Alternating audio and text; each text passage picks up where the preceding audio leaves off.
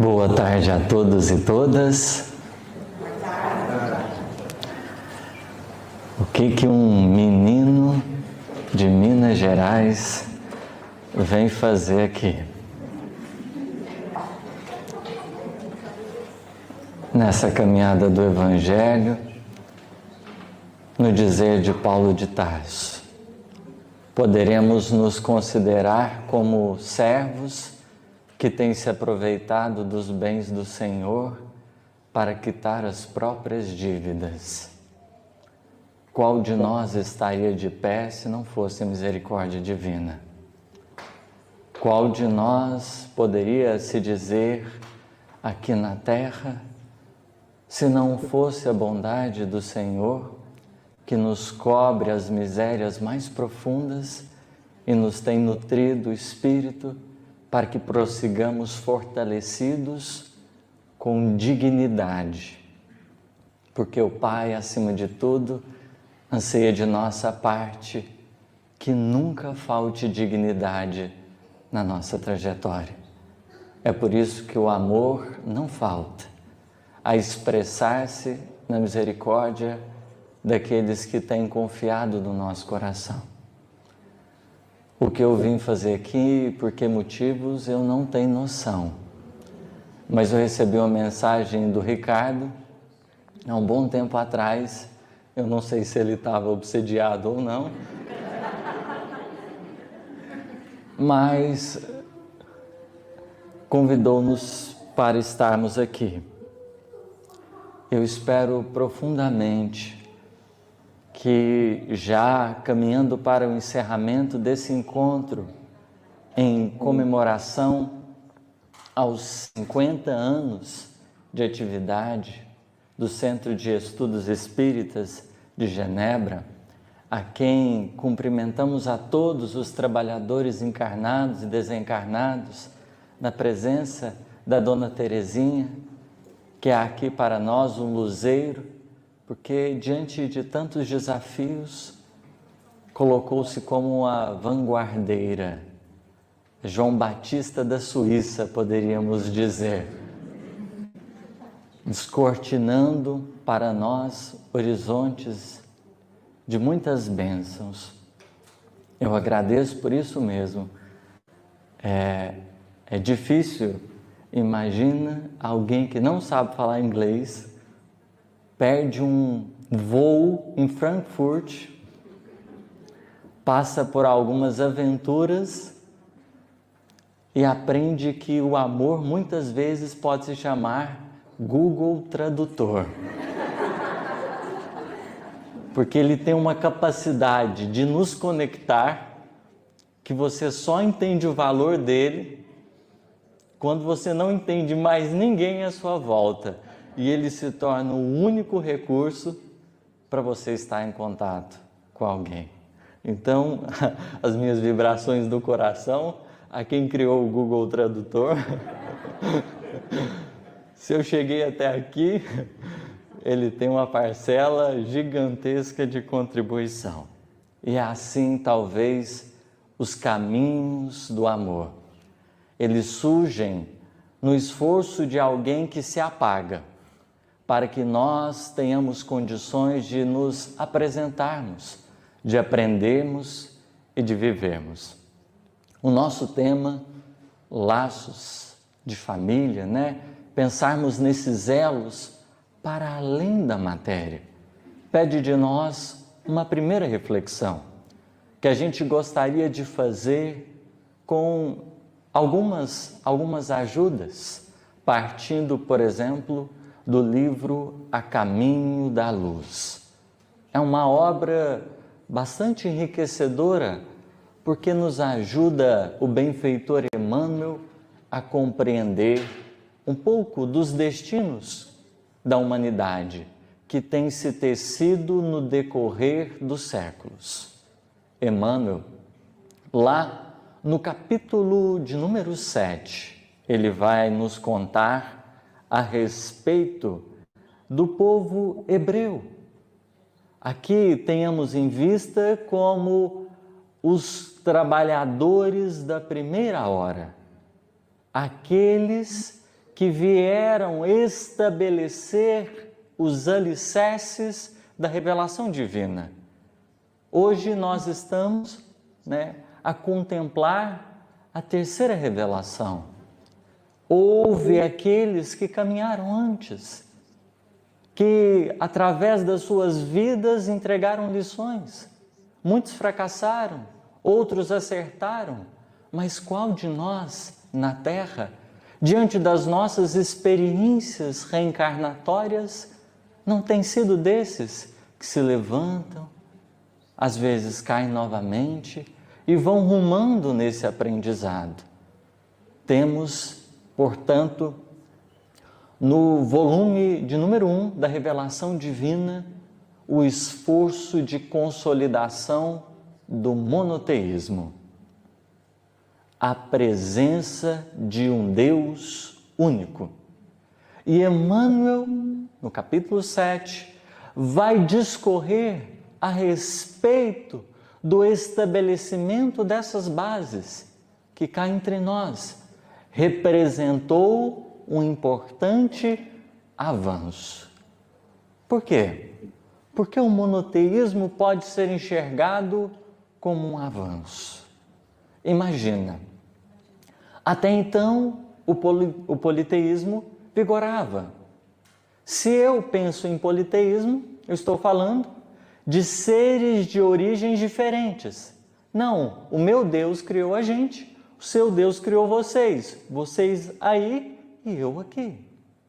No pensamento politeísta, portanto, nós não falamos de uma origem comum. E por não falarmos de uma origem comum, nós procuramos estabelecer elos e laços mais restritos àqueles que têm essa origem comum.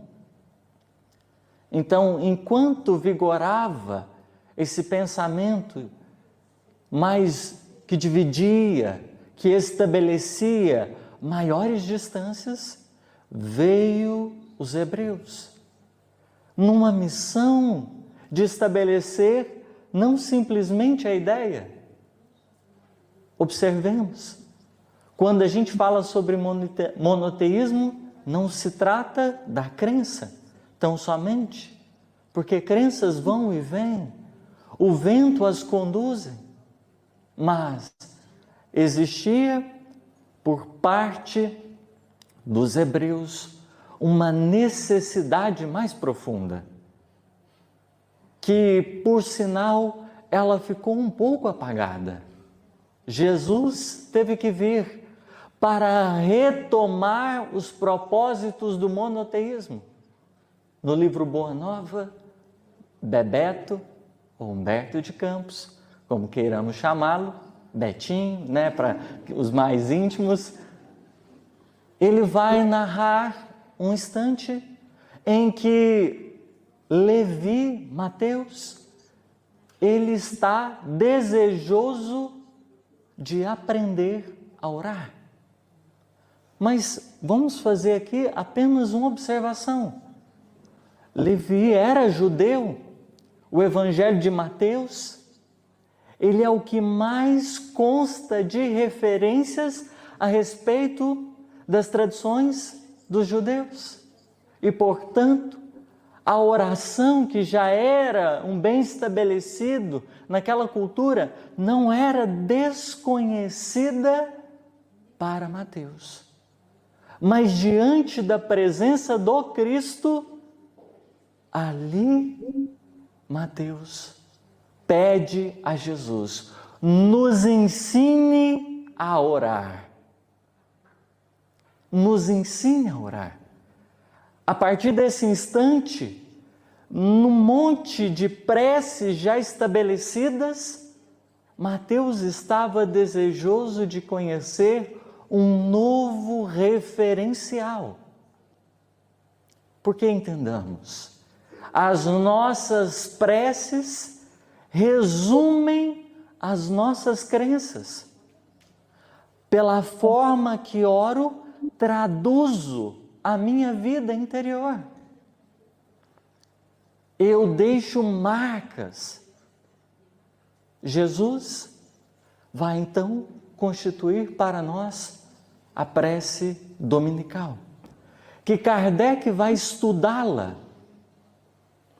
pedacinho por pedacinho, porque nela condensou-se lições que o benfeitor Emmanuel, também no Fonte Viva, vai dizer que nós compreenderíamos somente no futuro, pela extensão e pela grandeza dessa prece.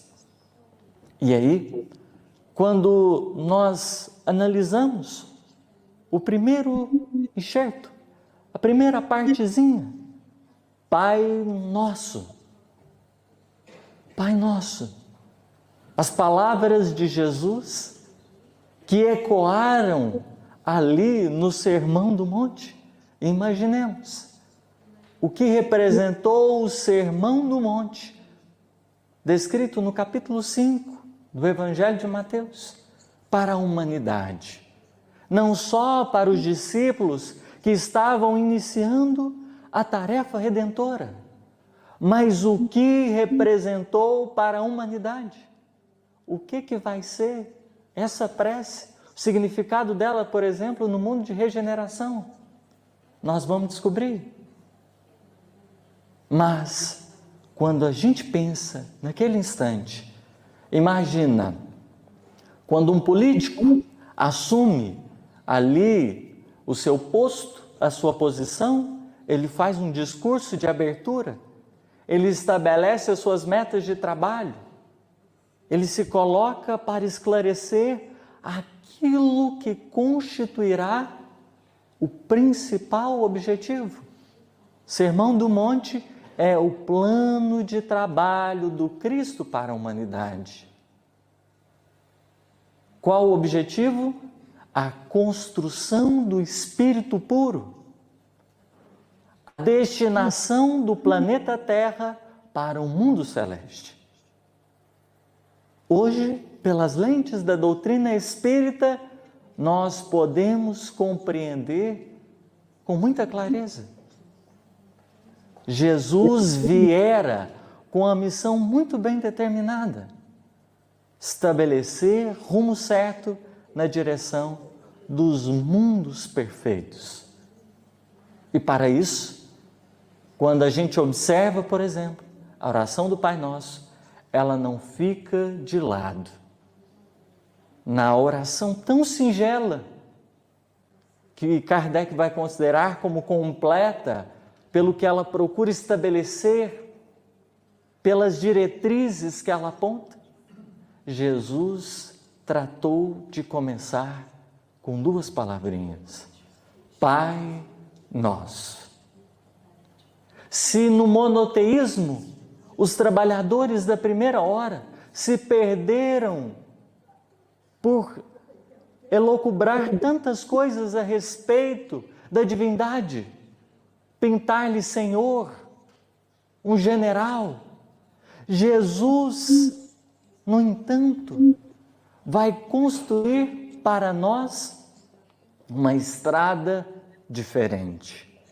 Chamou o Abba, papai, paizinho, dando os tons do que deveria representar a união entre criação e Criador. O tom afetivo marca a presença do amor, porque temos em Deus o amor infinito. Começou-se a pintar essas novas tonalidades nessa relação com a divindade. Só que quando também Jesus fala, Pai, nos fala também de um outro ponto. A nossa origem comum, que Kardec vai, na primeira parte de O Livro dos Espíritos, discorrer de maneira tão majestosa.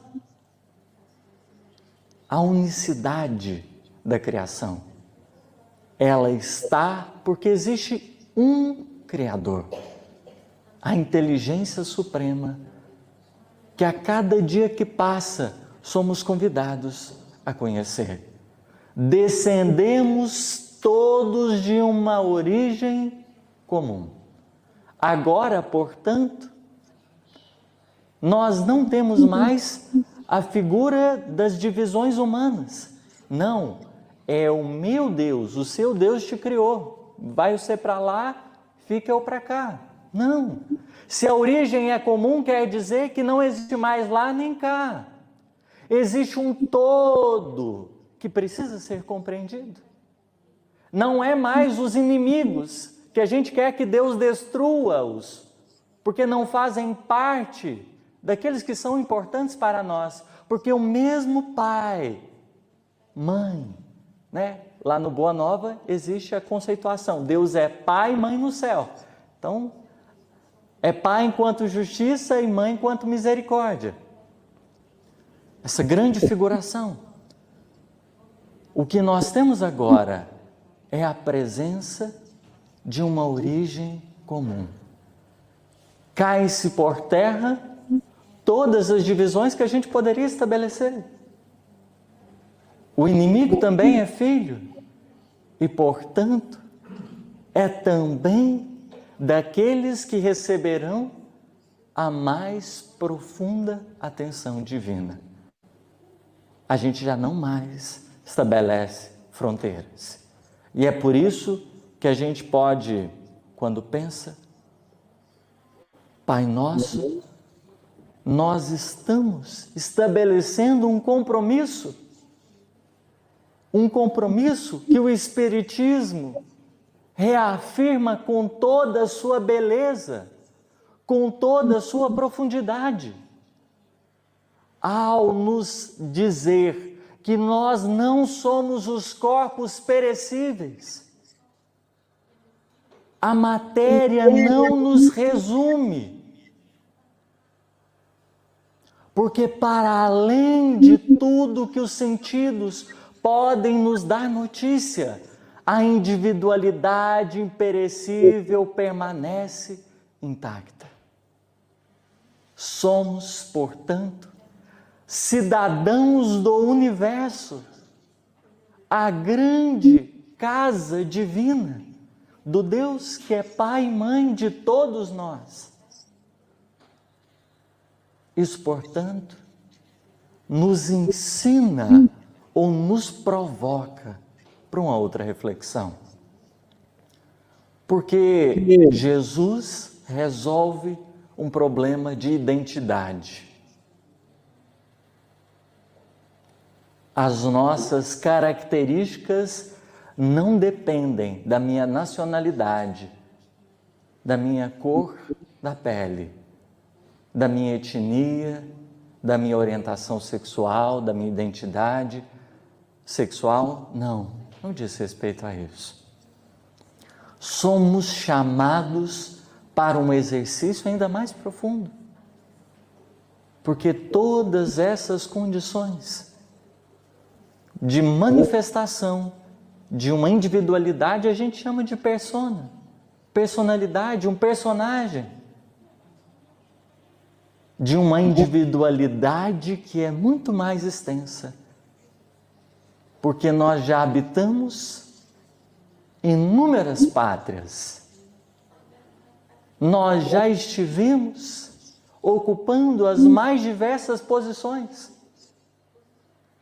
e não se constituiu e nem se constituirá a posição. E a partir disso, os desdobramentos desta posição, os grandes requisitos para a compreensão da identidade da alma. Nós somos chamados a um exercício que precisa de um pouco mais de nós. Porque Pai, dizer Pai Nosso, tá doido. Coitada da mulher para traduzir agora.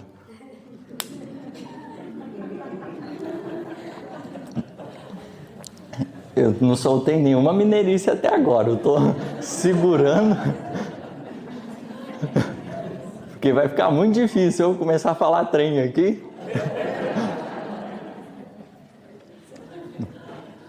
Mas pensemos, quando nós observamos sobre essa ótica, a oração do Pai Nosso nos leva a pensar no que representa a família. Algo que Jesus, ele dá uma travada na cabeça das pessoas, lá, não só no Evangelho de Marcos, Lucas e Mateus, é narrado uma passagem bem interessante, aonde Jesus estava cercado por uma multidão e a mãe e os irmãos dele estavam de pé do lado de fora. Então possivelmente Jesus estava em uma casa e sendo buscado pelos seus parentes que queriam conversar com ele. Alguém possivelmente vai contatar, tem gente lá esperando de fora, sua mãe, se você não for, vai brigar com você. Então, obedece, sua mãe. Jesus, ao ser informado, diante de todos que ali se mostravam presentes no seu entorno, vai dizer: a minha mãe e os meus irmãos são todos aqueles que fazem a vontade de Deus. Jesus estabelecia um tipo, ou melhor, uma concepção de família que não se enquadrava dentro de nenhum particularismo estabelecido. Não falava dos judeus, não falava dos de mesma crença, abrangia ainda mais. O elemento distintivo se chamava afinidade. Aqueles que fazem a vontade divina. E é muito curioso, porque quando nós vamos no Evangelho segundo o Espiritismo, lá no item 8 do capítulo 14, Kardec vai nos ajudar a perceber isso. Há, pois, duas espécies de família: as famílias pelos laços espirituais e as famílias pelos laços corporais. Isso quer dizer que existe uma família que você ganha de brinde e uma que você conquista. Tem uma que ela pode ser uma injunção, uma gambiarra, e a outra, coitada, não tem gambiarra na França? Não? Desculpa, eu não sei outra palavra, perdão. Mas existe uma outra família que ela é fruto. Ela é fruto de um trabalho que transcende as barreiras da matéria.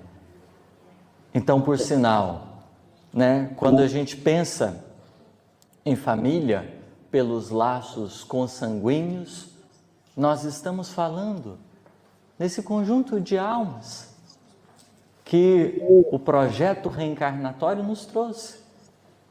Almas benfeitoras. Tem um pastor, o nome dele é Paulo Borges, e ele vai dizer assim: nem todo parente é parte da tua família. Olha que sutil. E ele ainda tem uma outra noção que eu acho interessante. Ele fala o seguinte, que existe dois tipos de filho: os filhos da carne e os filhos por adoção. E aí uma vez chegaram para ele, uma pessoa que tinha sido adotada, um pouco triste por ter sido abandonada. Ele falou assim: olha, não fique triste Não fique triste, porque você foi adotado. Porque os filhos por adoção são os filhos da vontade. Alguém escolheu literalmente você e se dispôs a cuidar de você. Descendem, portanto, essa relação do coração. Mas nem todo filho da carne, muitas vezes, experimenta esse mesmo sentimento. Porque nem toda família existe afinidade. Nem sempre entre pais e filhos existe ligação. Apesar de estar no mesmo lugar. E ele então pondera, não te preocupes se és adotado, adotada. Porque você foi escolhido, foi escolhida. O ruim é aqueles filhos que estão na mesma casa, mas não se reconhecem filhos. Porque não sentem que tem um pai ou uma mãe. Isso é mais complicado. Porque pensemos, a doutrina espírita nos chama para pensarmos não na unicidade da existência, mas para fazermos uma reflexão pelas vias da reencarnação.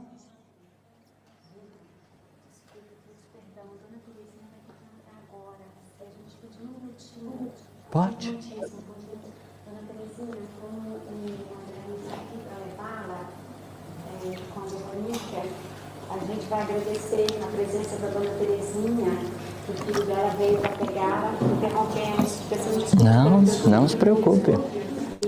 Mas ficamos muito felizes de tê-la aqui com a gente, Dona Terezinha, agradecemos o carinho com a Verônica, que tiveram a gentileza de vir desde Genebra para trazê-la até aqui, e realmente nós muito obrigada a vocês dois por ter feito dado esse presente muito especial para nós. Obrigada a todos. Muito obrigada.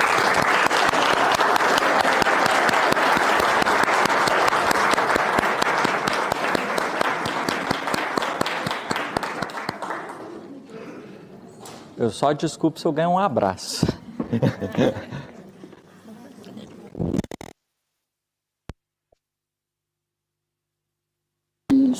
Que eu estou muito emocionada e agradeço. E depois você me agradece. Com certeza. A senhora quer falar?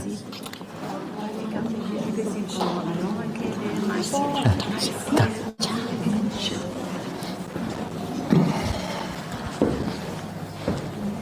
Ela pediu para agradecer todo mundo.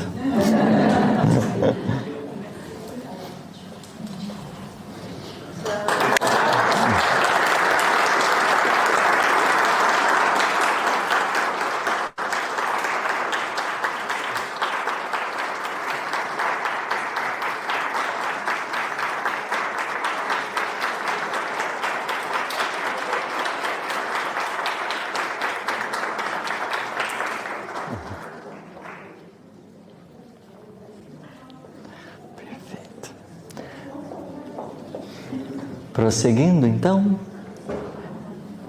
não foi uma interrupção, foi uma continuidade. Uma mãezinha querida, creio que de todos nós, aqui nos abençoa. E é por isso que nós somos chamados a pensarmos além das fronteiras da matéria, pelas vias da reencarnação. Pelas vias da reencarnação. A reencarnação não destrói nada. Ela só não deixa de pé aquilo que não foi bem construído. Porque toda mentira e aparência cai.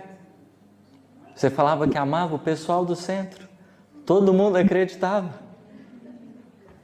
Desencarna todo mundo. Cada um no seu quadrado.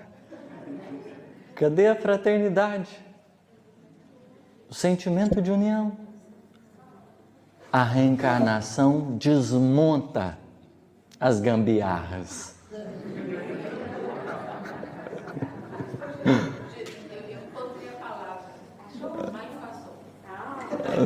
Eu não sei o que é, então tá tudo bem. É tradução assim, boa? É perfeito. Então posso falar mais gambiarra. A reencarnação desfaz todas as gambiarras para permitir prevalecer somente o que foi consolidado no plano do Espírito. E é por isso que a gente vai entendendo esse amor que transcende. Porque tem pessoas que se olham, mesmo antes, sem um conhecimento prévio, e conseguem estabelecer um profundo elo de sintonia. O coração vibra numa mesma faixa. Kardec vai chamar, portanto, a família espiritual, que é a família que sobrevive à matéria, que sobreexiste à matéria. Ele vai dizer que essa família é durável. E elas se fortalecem pela purificação e se perpetuam no mundo dos espíritos. Isso quer dizer que o seu filho, sua filha, o seu parente querido, seu ente amado, que você teve que se despedir mais cedo, porque de certa forma a desencarnação convidou, todos esses elos, esses esforços. Imagina, alguém que cuida de outro, de uma outra pessoa, enferma, e ali faz todo o esforço e toda a peleja. Imaginemos o que valeu, às vezes, aqueles anos de sacrifício. Se fôssemos pensar em uma única existência, de nada teria valido. Mas sob as lentes da reencarnação, nós começamos a examinar o quão precioso foi o testemunho de amor, o testemunho de misericórdia, a compaixão. E a gente vai compreendendo que o bem, o fazer a vontade divina, ele estabelece para nós um presente. Você nunca vai ficar longe de quem você ama. Nunca vai ficar longe, nem mesmo encarnação, desencarnação. Às vezes, uns encarnam, outros ficam lá. Quem fica aqui às vezes desencarna, os que estavam lá encarna. Apesar disso acontecer, Deus tinha pensado em tudo. Para isso, Ele estabeleceu mediunidade. Porque a mediunidade não só é a capacidade de você dar vazão e voz a um outro espírito, mas você ter a certeza, você nunca vai estar sozinho. Todos aqueles que você ama não estão separados de você. E a trajetória reencarnatória vai afirmando. Porque as nossas vidas, elas são um conjunto de vozes, de atravessamentos, e uma vez nos ligando uns aos outros, não descola. Existe a lei de amor, justiça e caridade. É uma lei extraordinária. O que ela nos diz? A justiça, para que ela serve? Equilibrar medidas. A justiça vem para equilibrar medidas, criar condições. O amor vem para ligar. Então a justiça coloca a gente em pé de igualdade, por assim dizer. O amor, ele conecta, liga, cria elo. E a caridade? a caridade mantém. Porque a gente encontra gente adoidada nessa pluralidade de existências. A gente encontra muitas, mas muitas pessoas mesmo. Gente que a gente começa a se ligar. A justiça da reencarnação propõe encontros. Mas como esses encontros vão acontecer? O que vai se desdobrar depois deles? Depende da gente. Está numa mesma casa espírita, em 50 anos de ideal. Não garante que nós efetivamente estejamos conectados uns aos outros. É pela justiça divina que existe a oportunidade. E a oportunidade convida à conexão. Só que a gente só fica perto dos outros com caridade. Caridade é necessidade de convivência. Se não for virtude, nada sustenta um elo. Paciência, misericórdia, tolerância, compreensão. Isso não são critérios para a gente colocar de troféu na conta do Espírito. Isso é o que garante que nós estejamos em harmonia com a criação. Às vezes a gente quer ser bom, só com uma pergunta: bom para quê? Quero ser paciente, estou doidinho para vazar desse mundo. Só que a paciência e toda e qualquer virtude, ela é suporte para que você possa suportar os outros. Suportar não aguentar. É dar suporte. É se fazer presente. Porque os elos do Espírito precisam nascer do Espírito. O que é da carne, é carne. O que é do Espírito, é do Espírito. O tempo coloca tudo no lugar. Reorganiza todas as coisas. Mas ele, sobretudo, revela a verdade.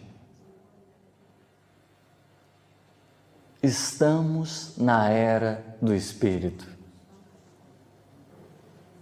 Estamos na era do Espírito. Porque nós estamos sendo chamados, muitas vezes pelas dores, a entender, a fazer essa vontade divina. O Cristo é o grande tronco, o grande tronco da humanidade, que veio nos convidar para que nós sejamos os grandes galhos. Ele deu de si para que essa comunidade planetária se fizesse. Porque na forma que viveu, na maneira que decidiu caminhar, ele estabeleceu essas divinas diretrizes. Ele é o tronco da vida. E a nossa família espiritual começa nele. Quantos de nós não temos sido buscados há séculos? As pessoas olham para mim e falam: nossa, você começou tão cedo. Sua carinha parece ter 18 anos. E eu fico a me questionar: quantas existências foram necessárias para que eu acordasse? Quantas existências não demorou? Hoje meus pais têm menos trabalho comigo. Menos trabalho comigo. Porque tem muita gente que olha e fala: nossa, seu pai e sua mãe devem ter orgulho de você. Vocês não sabem o que eles já passaram. Tem umas historinhas aí no meio do caminho. Tinha uma pedra. Teve muito desafio. Quantos de nós não temos sido buscados há tanto tempo pelo Cristo? E as muitas reencarnações tem lembrado desses elos que a gente tem sido chamado a cultivar. Todos aqueles que avançam voltam sempre para buscar. E a gente tem sido buscado. Pestalozzi, Allan Kardec, a quem saudamos pela preciosidade do trabalho que realizaram, foram daqueles que, compreendendo a era do Espírito, nos chamaram para a edificação verdadeira. Não basta ter aparência do bem. E as nossas máscaras, muitas têm caído. Graças a Deus. Os nossos fracassos têm nos ensinado tanto. Porque apesar da gente dar birra e protestar contra Deus, Ele tem sido pai e mãe a nos conduzir na terra, para que a gente possa amadurecer e compreender. Nós estamos aqui com o objetivo firmado. Estabelecemos os elos da família espiritual, afinidade. Imaginemos, na pedagogia da reencarnação, o que acontece? Ora você ajuda, ora você é ajudado. Porque Deus não nos poupa de todas as experiências. Não é o que dizem na questão 132 do Livro dos Espíritos? Passar por todas as vicissitudes. O todas inclui tudo e não exclui nada. A gente vai passar, vai alternar as experiências, as posições, para que no fundo todos esses cenários e esses contextos descortinem ao nosso coração uma necessidade maior. Não só de conectar com o outro, por isso que o Espiritismo não é fora do amor tão somente, mas é fora da caridade, porque não é só aproximar dos outros, tem que sustentar o elo. E é a caridade que nos tem salvaguardado tanto, sobretudo a caridade do perdão. As nossas almas muitas vezes têm caminhado pesadas. E aí problemas da alma a gente resolve no âmbito da alma. Não tem remédio muitas vezes que nos traz a paz que a gente queria, quando na verdade o coração só precisa desprender-se de algumas camadas mais densas. A gente não precisa permanecer já, como muitos estávamos, enrijecidos. Já dá para aceitar ajuda, já dá para reconhecer a ajuda, porque na família espiritual não estão todos os que só dão, estão todos aqueles que aprenderam a dar e receber em harmonia. Aqueles que se sentiram felizes por partilharem. É por isso que a grande lição do Cristo é: amai-vos uns aos outros como eu vos amei. É amai-vos, ou seja, é estabelecer condições de unir-vos num objetivo. Tantas coisas já nos separaram. E às vezes dentro de casa ainda tantas nos separam. Baixemos muitas vezes a guarda. Aprendamos muitas vezes a perder, como vai ensinar Jesus no Boa Nova. A gente está precisando perder brigas. A gente está ganhando demais as brigas. A gente está precisando aprender a perder. Porque o nosso destaque, a condição que a gente tem saído da terra, não tem sido dos heróis, mas dos iludidos. E é por isso que esses elos que se fortalecem na era do Espírito são aqueles que se fazem com humildade. De entender os meus limites, os dos outros, de caminhar aprendendo a dar e receber. Não é autossuficiência. Toda autossuficiência, ela perece. Somos chamados a um regime de partilha. É para amar uns aos outros, é para lavar os pés uns dos outros, é para reconciliar uns com os outros. Sempre a medida do Evangelho tem sido ensinada pensando no depois. Porque quando a gente tiver que devolver as nossas posições de poder,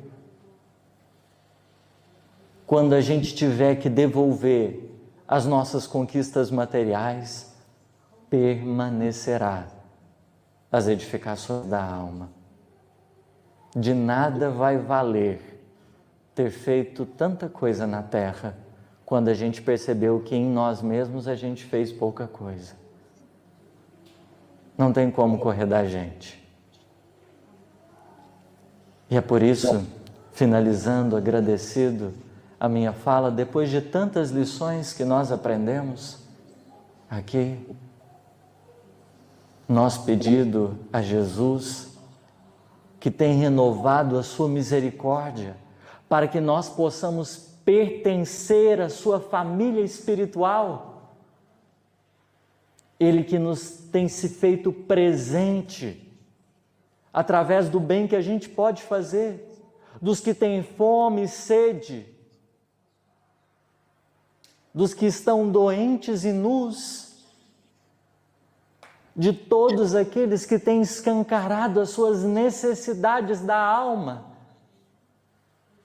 a nossa união com o seu coração, como nos ensinara tão felizmente Chico. Ela tem sido construída, tecida, palmo a palmo, por essas experiências aonde nós abraçamos as nossas responsabilidades, aonde a gente abraça os nossos testemunhos com dignidade. E é por isso que nós podemos nos dizer iluminados. Há uma luz que nos guia e nos guiará sempre. Essa luz nos ilumina. Que assim seja.